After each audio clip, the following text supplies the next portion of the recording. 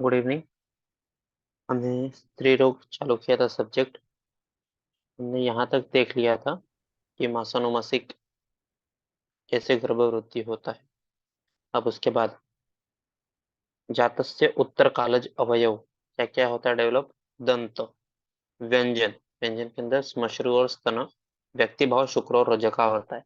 गर्भ का वर्ण ये बहुत सारे आचार्यों ने बोला है अलग अलग, इसको अच्छे से ध्यान में रखना है। चरक ने तीन ही वर्ण बोले हैं, अवदात, कृष्ण, श्याम। अवदात मतलब गोरा। तो गोरा वर्ण किस किससे हो सकता है। तेज, आप, आकाश, ताज। और जो कृष्ण है वो पृथ्वी और वायु की वजह से। श्याम, सम सर्व धातु। एकदम गोरे भी नहीं एकदम काले भी नहीं, सावले जो होते हैं वो सम सर्व धातु। सुश्रुत ने क्या बोला है, तेजो धातु नाम धातु वर्ण नाम प्रभव। तेज महाभूत वर्ण के लिए सबसे इंपॉर्टेंट रहता है। गौर वर्ण कृष्ण वर्ण, कृष्ण श्याम गौर श्याम।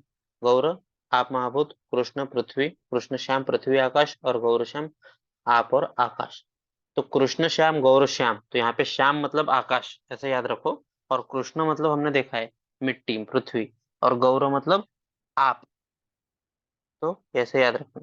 हारित ने दोष प्राधान्य के हिसाब से बोला है, वात रहेगा तो श्याम, पित्त रहेगा तो गौर, कफ रहेगा तो श्याम। वात रक्त कृष्ण, पित्त रक्त पिंगल, और कफ पित्त श्याम। तो श्याम के तीन आए हैं, वात, कफ और कफ पित्त।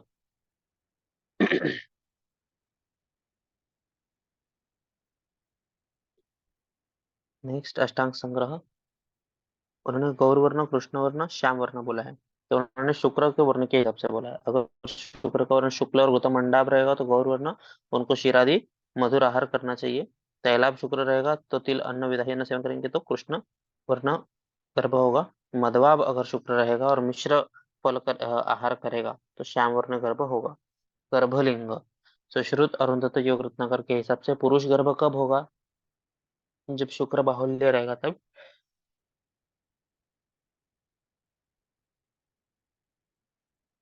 जब आर्तव बाहुल्य रहेगा तो स्त्री। अरुण दत्त के हिसाब से प्रथम पुरुष विसर्जित हुआ तो पुरुष, और प्रथम स्त्री विसर्जित हुई तो स्त्री। योग रत्नाकर, दक्षिण नाड़ी पुरुष, वाम नाड़ी स्त्री। चारंगधर, यथेच्छा परमेश्वरी, जो परमेश्वर की इच्छा होगी वो गर्भ प्राप्त होगा, चारंगधर बोलते हैं। फिर इसके बाद गर्भ विकृति के कारण क्या क्या है। चरक ने पांच कारण बोले हैं। बीज, आत्मकर्म, आशय, कालकृत दोष, मातृ आहार विहार। ठीक है। तो बीज मतलब स्पर्म ओवम। आत्म कर्म, पिछले जन्म में क्या कर्म किए थे उसके हिसाब से गर्भ विकृति होगा। आशय जो है जहाँ पे गर्भाशय ये सब हो गया वो। और काल दोष और मातृ आहार विहार के हिसाब से। सुश्रुत चार कारण बोलते हैं। वात प्रकोप, दौरुद अवमान, जो दौरुद में जो इच्छा उत्पन्न होती है उसको हमने कंप्लीट नहीं किया तो भी गर्भ विकृति हो सकता है। माता पिता नास्तिक्य और पूर्ववत अशुभ कर्म, पूर्वकृत अशुभ कर्म। विकृता अविकृति तीन टाइप के होते हैं, सर्प, वृश्चिक, कुष्मांड। जो विकृत आकृति है वो तीन टाइप के हो जाएंगे गर्भ की, सर्प, वृश्चिक और कुष्मांड। योग रत्नाकर ने एक ही कारण बोला है, पाप कर्म। फिर आहार का परिणाम, वातकर आहार विहार किया तो गर्भ,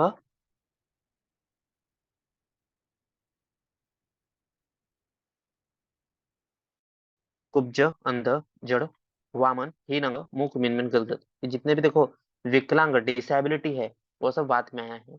पित्त आहार विहार किया तो खलित, पैंगल्य, श्मश्रुहीनता। और कफकर आहार किया तो कुष्ठ, किला, सदंत जन्म, श्वित्र और पांडु। तो लेफ्ट साइड में देखो वात से जितने भी है वो सब एक डिसेबिलिटी है कुछ तो। पित्त है वो हेयर और स्किन रिलेटेड है, मतलब खलित हेयर फॉल हो जाएगा, श्मश्रुहीनता, पैंगल्य, ये सब बाल से रिलेटेड है पित्त का। और कफकर किया तो सब स्किन डिजीज है। और सदंत जन्म ये एक अलग आया है, तो इसको ध्यान में रखना है कि कफकर आहार विहार किया तो ही सदंत जन्म। तो हमको डायरेक्ट पूछा किसी ने सदंत जन्म ये कौन से दोष वृद्धिकर आहार विहार से हो सकता है, अगर हमने पढ़ा नहीं रहा ध्यान से तो ये हम बात कर में टिक कर सकते हैं, लेकिन ये कफकर है। फिर इसके बाद गर्भ अरोदन के कारण है, बच्चा पैदा होने के बाद रोता क्यों नहीं है। जरायु नाम मुखे चन्ने कंठे च कफवेष्टिते वायु मार्ग निरोधाच। जरायु से उसका मुख छिन्न रहेगा, ढका हुआ रहेगा तो कंठे च कफ वेष्टित है, कंठ में कफ भरा हुआ रहेगा तो, और वायु का मार्ग निरोध रहेगा तो ये गर्भ रोता नहीं है। गर्भ के शुभाशुभ भाव, तो शुभ भाव 5 है, अशुभ भाव 3 है। फिर इसके बाद गर्भ के गर्भाशयांतर स्थिति, ये भी इंपॉर्टेंट होगा कि गर्भ जो है वो गर्भाशय के अंदर उसकी स्थिति कैसी रहती है। चरक क्या बोलते हैं, मातुहु पृष्ठाभिमुख ऊर्ध्वशिर। तो इमेजिन करना है कि गर्भ है, उसका मुंह माता के स्पाइनल कॉर्ड की तरफ है और ऊर्ध्व ऊपर की दिशा में है। सुश्रुत क्या बोलते हैं, आभुग्न अभिमुख। और अंश अष्टांग संग्रह क्या बोलते हैं, ललाटे कृतांजलि। जैसे मंदिर में हम सर पड़ के हाथ जोड़ते हैं, वैसे ललाटे कृतांजलि नीचे की तरफ। पुंसवन, पुंसवन विधि, पुंसवन संस्कार ये कब करते हैं और उसमें क्या यूज होता है, अभी ये बोला है। चरक क्या बोलते हैं, प्राग व्यक्ति भावात, जब गर्भ व्यक्त नहीं होता है तब करना है, मतलब गर्भ व्यक्त होने से पहले, तो द्वितीय मास में करना है। और द्रव्य, नगरोत्सुंग, जीव, वृषभ, अपमार्ग, सहचर, कल्क, कुड्ड, कीटक।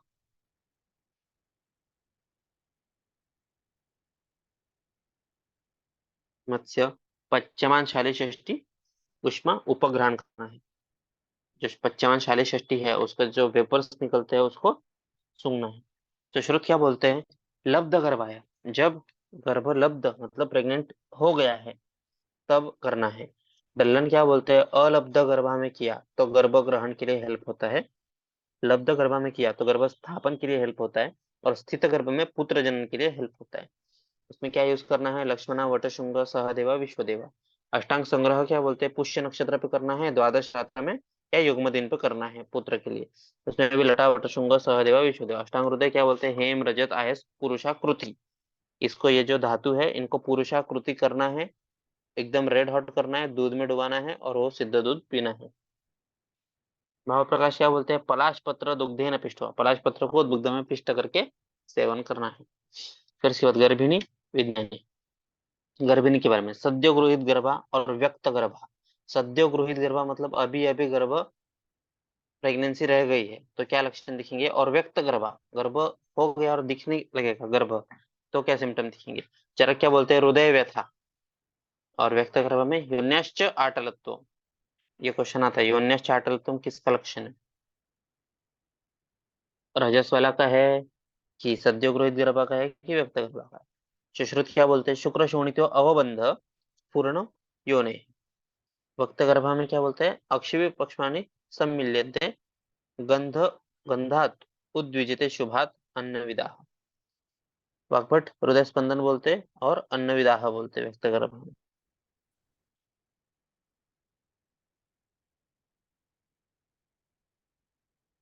फिर उसके बाद युग्म गर्भ, युग्म मतलब ट्विंस। उसका कारण क्या है, अधर्म और वायु, दो कारण है, सिर्फ वायु नहीं, अधर्म भी है उसका कारण। लक्षण क्या दिखेगा, द्रोणीभूत उदर, द्रोणीभूत उदर, दवरुद, दवरुद मतलब ऐसा कंडीशन जहाँ पे दो हृदय रहते हैं। तो काल उसका अष्टांग हृदय ने क्या बोला है, द्वितीय मास। हमने पीछे देखा था, ये चरक ने और हारित ने तृतीय मास बोला है।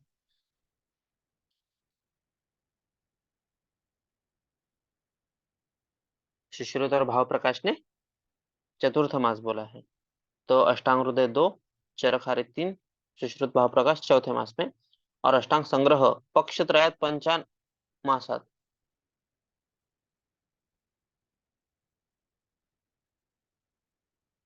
ठीक है। फिर दवरुद व बालकावरील परिणाम, दवरुद के अंदर जो इच्छाएं उत्पन्न होती है अगर उसको फॉलो नहीं किया तो उसका परिणाम क्या हो सकता है, और फॉलो किया तो क्या हो सकता है, वो दिया हुआ है। इसके ऊपर भी क्वेश्चन आता है कि अगर दवरुद में राज दर्शन इसकी इच्छा हो तो जो गर्भ होता है वो अर्थवंत और महाभाग होता है। दुकुल पट्ट कौशेय तो अलंकार प्रिय। आश्रम, आश्रम देखा उसने, दरुद तो संयमी और धर्मशील। तो हर एक को उधर से आश्रम वाले लोग कैसे रहते हैं, संयमी रहते हैं, धर्मशील रहते हैं। देव प्रतिमा तो पार्षदोपम सभ्य पुरुष रहता है। व्याल दर्शन, व्याल मतलब कुत्ता, उसको देख लिया तो हिंसाशील होगा। गोधा मांस शासन करने वाला रहेगा तो निद्रालु। और धारणात्मक, गोमांस, बलवान, सर्वक्लेशः। यह क्वेश्चन आया था हमको कि किसका दौद में बलवान ऐसा गर्भ होता है, और सर्वक्लेशः गोमांस। गाय माता के ऊपर हम लोग अभी देख रहे हैं कितने सारे अत्याचार हो रहे हैं, लेकिन फिर भी वो बलवान है और सर्वक्लेशः है। माहिष मांस, शूर, रक्ताक्ष, लोमयुक्त। तो एक माहिष को फोटो बना लो बाजू में, शूर है वो एकदम, और उसकी आंखें लाल बना। वराह मांस कैसा है, स्वप्नालु, डुक्कर की तरह भी सोते रहते हैं, लेकिन शूर रहते हैं। मृग मांस, विक्रांत, जंघाल, वनचर, श्रूमर, उद्विग्न मन। तितिर को देखने का इच्छा होती होगा तो नित्य भीत, तितिर डरते थे, आप पास में भी जाओगे तो उड़ के भाग जाते। श्रूमर, उद्विग्न मन, तो सुमन नाम की लड़की थी, उसका मन हमेशा उद्विग्न रहता।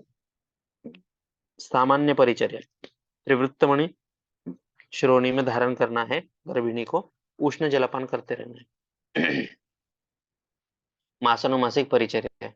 चरक ने, सुश्रुत ने, हारित ने और भेल ने क्या बोला है, इसको ध्यान में रखना है। तो एक एक देखेंगे कि चरक ने क्या बोला है। प्रथम मास में अनुपसंस्कृत क्षीरम मात्रावत शीतम।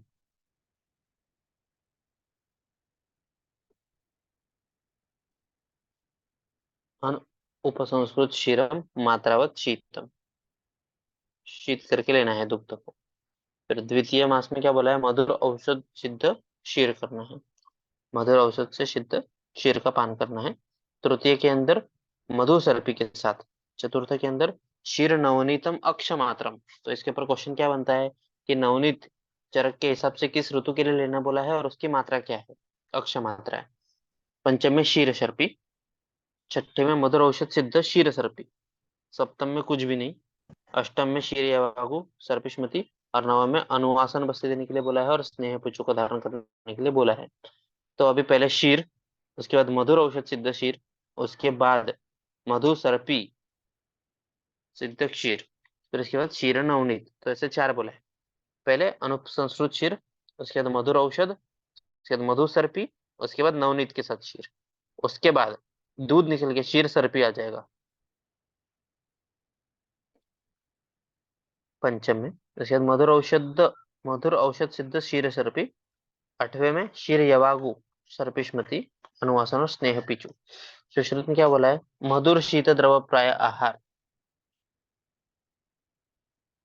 मधुर शीत द्रव प्राय आहार पहले 3 महीने तक देना है, और तीसरे महीने में षष्टिकोदन और पयसा दूध देना है।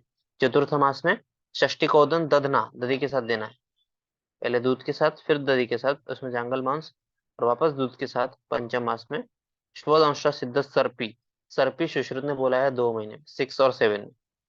श्वदंष्ट्रा सिद्ध सर्पी छठे में, और सप्तमे में पृथक पर्णी सिद्ध सर्पी।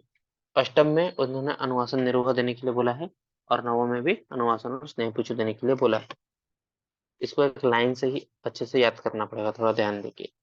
मधुर शीत द्रव प्राय आहार पहले 3 महीने में, उसके बाद दधी के साथ, उसके बाद दूध के साथ, उसके बाद स्वदंश सिद्ध सर्पी, पृथक पर्णी सिद्ध सर्पी, उसके बाद अनुवासन निरूह, ये सब देना है।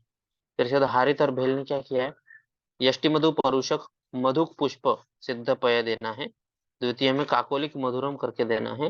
तृतीय में क्रुशरा, तीसरा क्रुशरा, तीसरे महीने में क्रुशरा देना है। चतुर्थ में कृतोदन, और भेल ने क्या बोला है, शीर नवनीत, शीर नवनीत के साथ देना है। पंचम में इन्होंने क्या बोला है, पायस।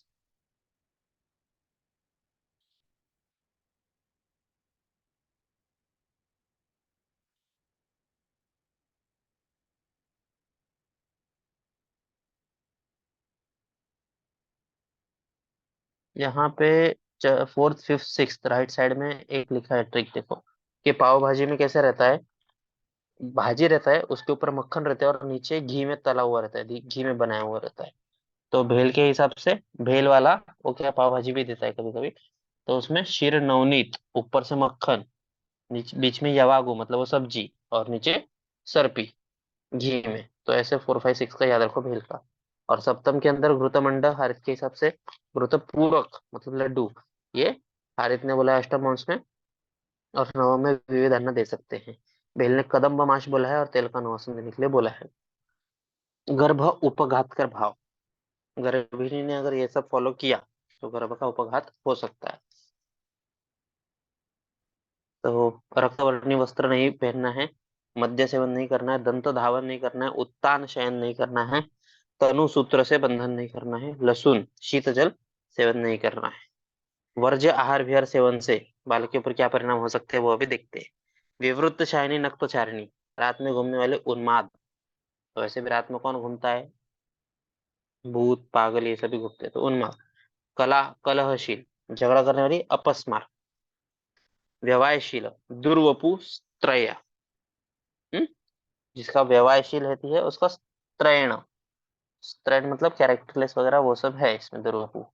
शोक नित्य, जो हमेशा दुख करती है उसका बच्चा भीरु होगा। जो स्वप्नशील, उसकी अग्नि मंदाग्नि हो जाएगी। जो मद्य नित्य, उसको दारू में हमेशा पानी लगता है, तो तृष्णालु और अनवस्थित चित्त। गोधा मांस, गोधा मांस से अश्मरी और शनि में हो।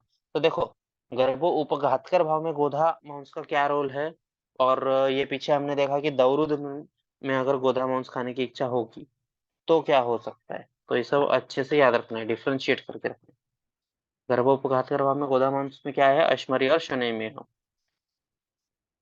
वराह मांस, रक्ताक्ष, उधर हमने क्या देखा था दौरुद में, माहिष को देखने की इच्छा हुई तो माहिष का आंख कैसा बनेंगे हम, रक्ताक्ष। यहाँ पे वराह मांस, इससे रक्ताक्ष हो सकता है और परशुराम हो सकता है। मत्स्य मांस से चीर निमेश, मत्स्य, मत्स्य के आंख बंद नहीं होते। अर्जुन ने जैसे आंख पे निशाना मारा था, आंख बंद नहीं हुआ इसलिए आंख चीर निमेश। स्तब्धाक्ष, फिर इसके बाद मधुर नित्य, अगर गर्भोपघातकर भाव के लिए अगर मधुर नित्य सेवन किया तो प्रमेही, अति स्थूल, मूक, ये सब गर्भ होगा। अम्ल नित्य रक्तपित्त त्वक अक्षिरोग। लवण नित्य वली खलित्य पलित्य। तिक्त नित्य रहेगा तो शोष और अल्पबल। कटु नित्य अल्प शुक्र दुर्बल अनापत्य। और कषाय नित्य श्यामवर्ण अनाह उदावर्त। फिर साथ गर्भ स्थापन गण, ये प्रजा स्थापन गण करके भी टैबलेट्स मिलते हैं, और गर्भ स्थापन ऐसे टैबलेट्स अभी मार्केट में अवेलेबल है जो बहुत ज्यादा यूजफुल है प्रैक्टिस में। ऐन्द्री ब्राह्मी शतवीर्य सहस्त्रवीर्य अमोघा अव्यथा शिवा अरिष्टा वाट्यपुष्पी विश्वक्सेन कांता। फिर किकविस, स्ट्रेच मार्क्स वगैरह देखने को मिलते हैं वो सब। उरु, स्तन, उदरे, वलि विशेषः। संप्राप्ति क्या है इसमें, वाग्भट क्या बोलते हैं, हृदय आश्रित दोष। और चरक क्या बोलते हैं, उरस्थित दोष। चिकित्सा क्या है इसमें, मधुर औषध, बदरक्वाथ सिद्ध नवनीत, इसका लगाना है। चंदन मृणाल कल्क का मर्दन करना है, और करवीर पत्र से तेलाभ्यंग करना है। तो करवीर पत्र तेल मैं मेरे सर से लेके आता हूँ, यूज करता हूँ। और मार्केट में स्ट्रेचनिल करके ऑयल और क्रीम अवेलेबल है, जो यूज करते हैं। ज्यादा कुछ नहीं रहा तो शतदोष विरुद्ध भी लगाने के लिए बोला तो स्ट्रेच मार्क्स आते नहीं हैं। तो इसके बाद गर्भिणी व्याधि, गर्भिणी में क्या क्या व्याधि हो सकते हैं, तो गर्भ के उपद्रव, हारित ने 8 बोले, कौन से, शोष, ये गर्भिणी में होने वाली व्याधि, जो गर्भ की वजह से गर्भिणी में व्याधि देखने को मिलेंगे उसको गर्भोपद्रव बोलते हैं। हारित ने 8 बोले हैं। शोष, रुल्लास, छर्दी, शोफ, ज्वर, अरुचि, अतिसार।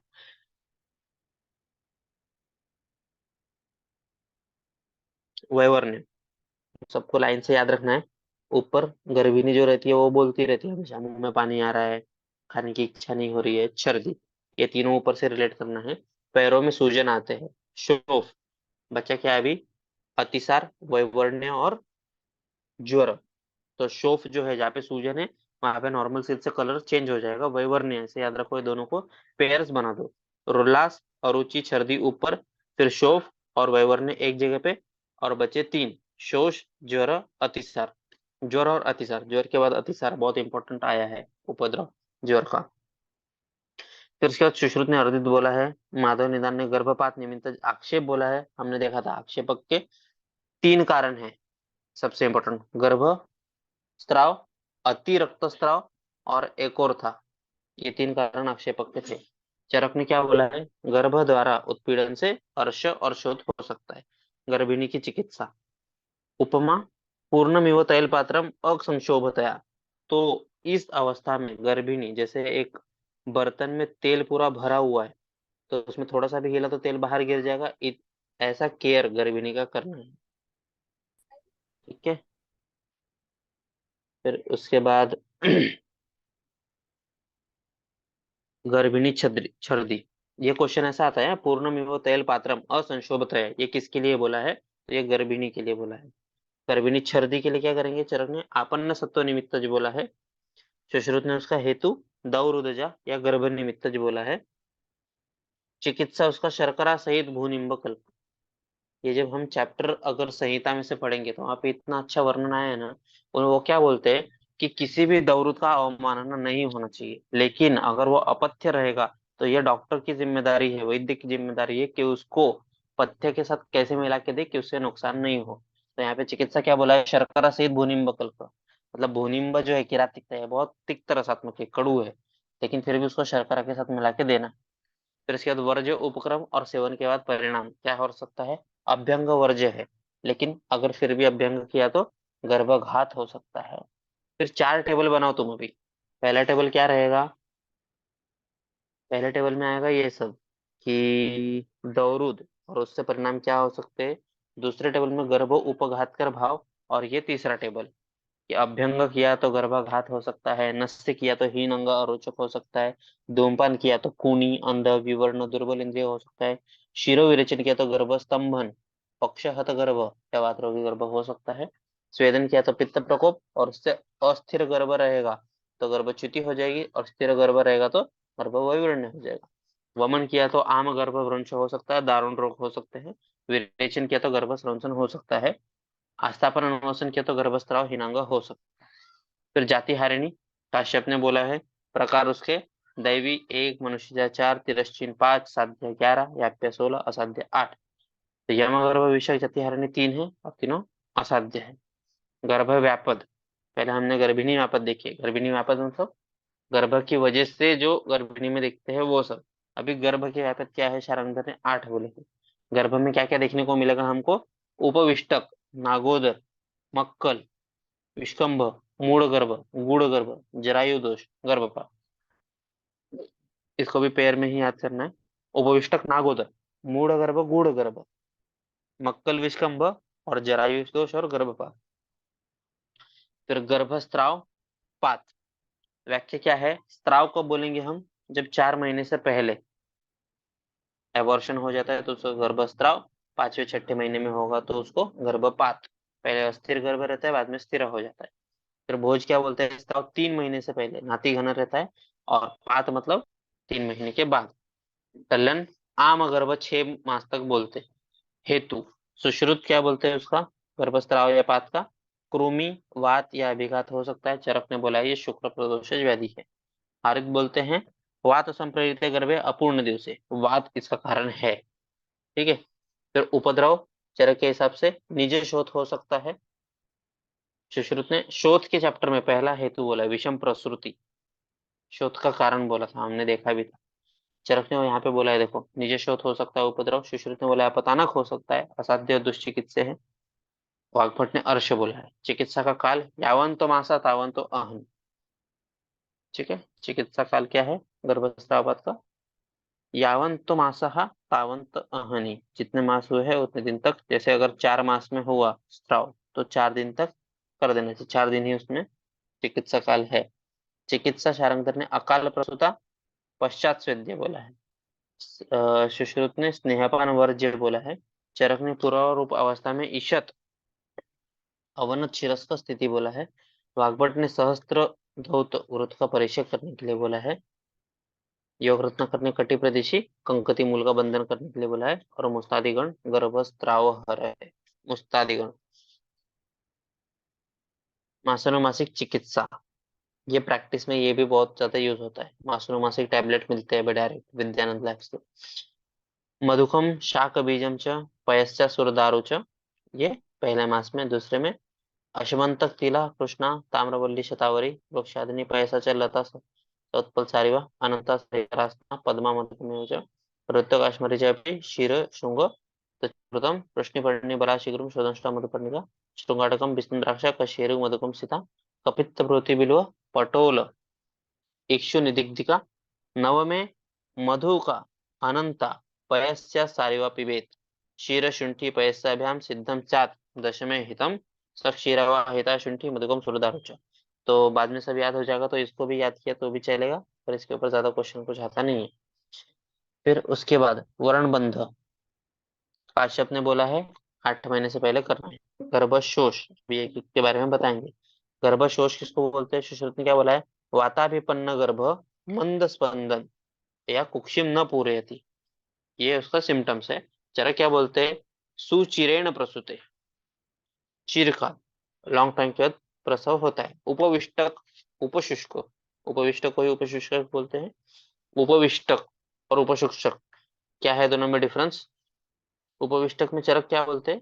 वृद्धिम न आपनोति, निःसृतत्व, वृद्धि नहीं होता है इसमें। और उपशुष्क के अंदर वृद्धिम न आपनोति परिशुष्कत्वात्, इसमें निःसृत हो जाता है इसीलिए वृद्धि नहीं होती है। और उपशुष्क के अंदर परिशुष्क हो जाता है गर्भ, इसीलिए उसकी वृद्धि नहीं होती है। नागोदर स्नेह द्वेषी गर्भिणी इसमें देखने को मिलता है। फिर स कालम अवतिष्ठते अतिमात्रम, लंबे समय तक के लिए भी रह सकता है। और ये अस्पंदन होता है इसमें, उपशिष्ट और नागोदर अस्पंदन, स्पंदन नहीं रहता है उसमें। अष्टांग संग्रह क्या बोलते हैं? अपरियमाणम एवं स्फुरति, स्फुरन थोड़ा बहुत रहता है। और न कुक्षिम वर्धते, लेकिन कुक्षी का वर्धन नहीं होता है। और वो नागोदर के बारे में क्या बोलते हैं? परिह्यमाणम गर्भ चिरात किंचित स्पंदते, और थोड़े दिन के बाद उसमें स्पंदन थोड़ा थोड़ा देखने को मिलता है। कुक्षिम परिह्यते 12 वर्षे गजगर्भ, 12 वर्ष के ऊपर रहेगा तो उसको गजगर्भ कहते हैं। चिकित्सा क्या बोला है उसका? योग रत्नकर भाव प्रकाश ने धान्य कुट्टन करने के लिए बोला है। जो उसड़ रहता है खल, उसमें धान्य कुट्टन करने के लिए बोला है। अष्टांग संग्रह क्या बोलते हैं? तीक्ष्ण विरेचन दो या अपरापातन चिकित्सा करो। लीन गर्भ, लीन गर्भ का मतलब प्रसुप्त न स्पंदते। तो ऐसा क्वेश्चन आता है कि अस्पंदन ये किस में बोला है? न स्पंदते ये किस में बोला है? गर्भाशय में गर्भ अस्पंदन अनुन्नत कुक्षी, गर्भ वृद्धि के अंदर जठराभिवृद्धि और स्वेद प्रसवे महत व्यसनम, ऐसा भाव प्रकाश बोलते हैं। भूतरुत नैगमे श्रुत गर्भ, चरक वाग्भट ने पृथक वर्णन किया है इसका। सुश्रुत ने नागोदर में ही इसका वर्णन किया है। काश्यप ने रक्त गुल्म भेदन के बाद अदृश्य गर्भ जो है उसको ही दिव्य या परिप्लुत गर्भ बोलते हैं। जरायु दोष, विकृत जरायु से आच्छादन हो जाता है उसको जरायु दोष बोलते हैं। जरायु मतलब गर्भ का आवेष्टन रूपी चर्म, गर्भ के ऊपर एक लेयर रहता है उसको बोलते हैं जरायु। रक्त गुल्म मेल के अंदर भी होता है, ऐसा शारपाणी ने बोला है। रक्त गुल्म केवल गर्भ ग्रहण योग्य स्त्री को ही होता है। और लक्षण क्या है उसके? चरक ने कुक्षी वर्धन, योनि दौर्गंध्य, स्त्राव पिंडित एवं स्पंदते, पिंडित एवं स्पंदन रहता है उसमें, ऐसा बोला है चरक ने रक्तगोल में। सुश्रुत ने क्या बोला है? न स्पंदते, स्पंदन नहीं रहता है उसमें। उदर वृद्धि होत नहीं, उदर वृद्धि नहीं होती है उसमें। और काश्यप क्या बोलते हैं? कटु अम्ल लवण रस की आकांक्षा होती है, स्तन की उत्पत्ति भी होती है रक्तगुल्म में। रक्तगुल्म और गर्भ में भेद क्या है? रक्तगुल्म लोष्टवत विचेष्टते,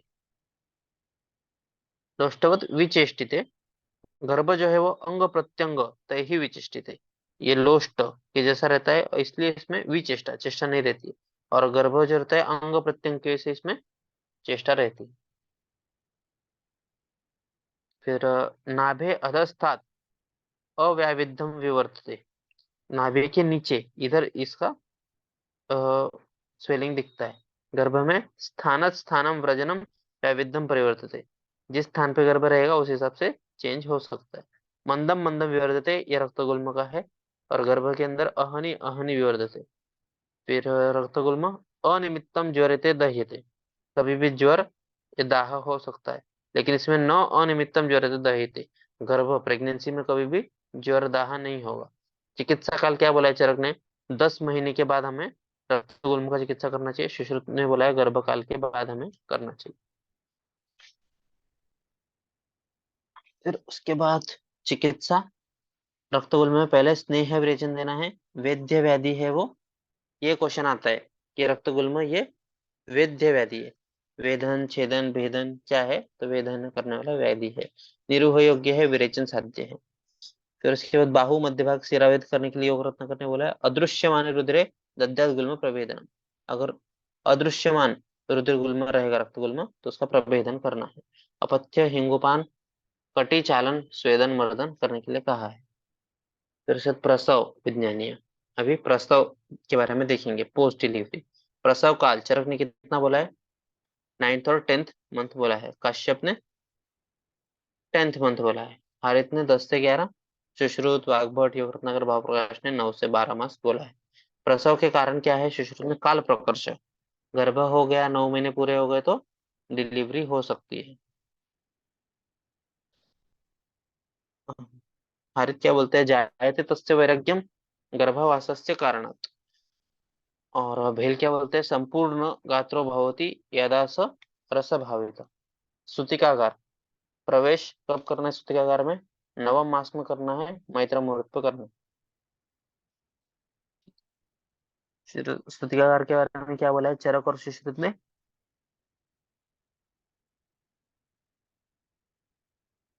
भूमि और काष्ठ के बारे में। तो प्रशस्त रूप रसगंध युक्त जो काष्ठ है, लकड़ियां हैं, उससे बनाई हुई सूतिकागार होना चाहिए, जैसे बिल्व, तिंदुक, इंगुदी, वरुण, भल्ला तक, ऐसा बोला है। सुश्रुत क्या बोलते हैं? अगर ब्राह्मण रहेगा तो उसके लिए श्वेत वर्णी और बिल्व, तो श्वेत बिल्ली ऐसा लिखा था, श्वेत और बिल्व लकड़ी से बनाया हुआ होना चाहिए। क्षत्रिय के लिए अगर सूतिकागार बनाना है तो रक्त और नगरोध। वैश्य के लिए बनाना है तो पीत और तिंदुक। शूद्र के लिए बनाना है तो कृष्ण और भल्ला तक। फिर इसका द्वार किधर होना चाहिए? पूर्व और उत्तर दिशा चरक बोलते हैं, पूर्व और दक्षिण दिशा सुश्रुत बोलते हैं। इसको जरा ध्यान में रखो। प्रमाण कितना है? 8/4 का हस्त का होना चाहिए।